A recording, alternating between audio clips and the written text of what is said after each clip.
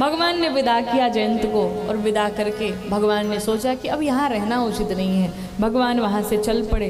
चलते चलते रास्ते में माँ अनुसुईया का आश्रम आया, जहाँ अत्रि मुनि अनुसुईया मैया साथ रहते थे। अत्रि मुनि के आश्रम में भगवान पहुँचे। अत्रि मुनि ने भगवान की वंदना की है, आश्रम में बुलाए।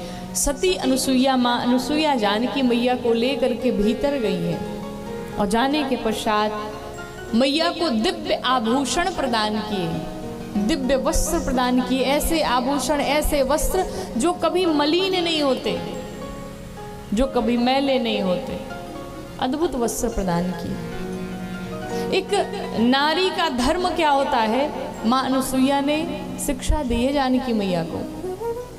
धर्म क्या है, तो माँ अनुसुईया कहती हैं कि काई धर्म एक व्रत ले काया बचन मना पतिपाद प्रेम। स्त्रियों का सिर्फ एक ही धर्म बताया, एक ही व्रत बताया, एक ही नियम बताया, और वो क्या है, अपने पति की सेवा करना, उनके आदेशों का पालन करना, यही स्त्री का धर्म है। लेकिन ऐसा भी नहीं कि पति महाराज कुछ भी करें तो कुछ कहे ना, कुछ बोले ना। गलत कार्य के लिए अवश्य बोलिए, अवश्य डांटिए, लेकिन कहते हैं कि एक स्त्री अगर अपने पतिव्रत धर्म का पालन करती है तो उसे कोई पूजा तपस्या इत्यादि करने की आवश्यकता नहीं है। निश्चित रूप से अगर ईमानदारी से उसने अपना जीवन अपने पति के साथ यापन किया है तो उसे वैकुंठ भगवान की प्राप्ति करने से कोई रोक नहीं सकता। पतिव्रत धर्म में बड़ी शक्ति है महाराज। माँ अनुसुईया अपने पातिव्रत धर्म के कारण ही ब्रह्मा विष्णु महेश तीनों को बालक बना करके खिला दिया। ब्रह्मा जी को बालक बनना पड़ा, भगवान शंकर बालक बन के आ गए, विष्णु भगवान बालक बन करके गोद में खेल रहे हैं। सब परीक्षा लेने आए तीनों देवियां, इधर मैया ने क्या किया, तीनों को बालक बना दिया। कहा चलो अब खेलो। किसके प्रताप से, किसकी शक्ति से, पति की शक्ति से, अपने धर्म की शक्ति से। इसलिए एक स्त्री का यही कर्तव्य है कि वो हर प्रकार से अपने पति से प्रेम करे, अपने पति की सेवा करे। यही स्त्रियों का सबसे बड़ा धर्म है। और ऐसा नहीं कि ये सिर्फ स्त्रियों पर ही लागू होता है, पुरुषों पर भी लागू होता है। माँ अनुसुईया ने ऐसी शिक्षा दी जानकी मैया को। शिक्षा दे करके भगवान को विदा किया। रास्ते में चलते चलते विराध नामक एक दैत्य था, भगवान ने उसका वध किया। चलते चलते सरभंग ऋषि का आश्रम आया। सरभंग ऋषि के आश्रम में जब भगवान पहुँचे तो सरभंग ऋषि की कथा आती है कि सरभंग जी ने जीवन में इतने पुण्य किए थे, इतना जप तप अनुष्ठान किया था कि उनके लिए पुष्पक विमान आया था उन्हें ले जाने के लिए। और जब पुष्पक विमान में बैठे तो किसी संत ने कहा, महाराज जिसकी जीवन भर तपस्या की, जिसको पाने के लिए जीवन भर आप परेशान रहे, अब जब वो आ रहे हैं तो आप जा रहे हैं।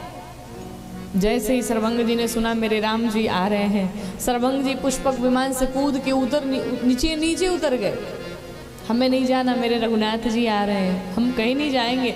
छोड़ दिया, सबका त्याग कर दिया, चले गए। और जैसे एक दिन जब भगवान आए, भगवान राम को जैसे ही देखा, राम जी लक्ष्मण जी वहीं खड़े हैं। सरभंग ऋषि चले गए वन में, क्या करने, जंगल में लकड़ियां बटोरने के लिए। लकड़ियों को इकट्ठा किया। लक्ष्मण जी कहे, प्रभु कैसा भगत है, ना पानी पीने के लिए पूछा, ना खाने के लिए पूछा, और सीधे खड़ा करके चला गया। राम जी ने कहा, देखो भाई होता क्या है।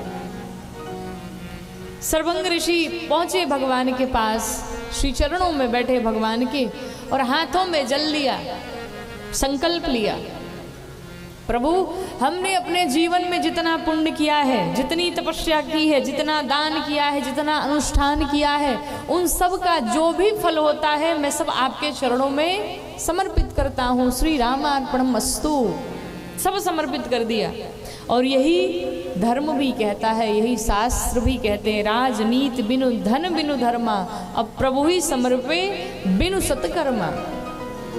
आप अगर कोई दान करते हैं ना, कोई अनुष्ठान करते हैं ना, तो भगवान के पास प्रतिदिन जा कर के सब दान कर दीजिए भगवान को।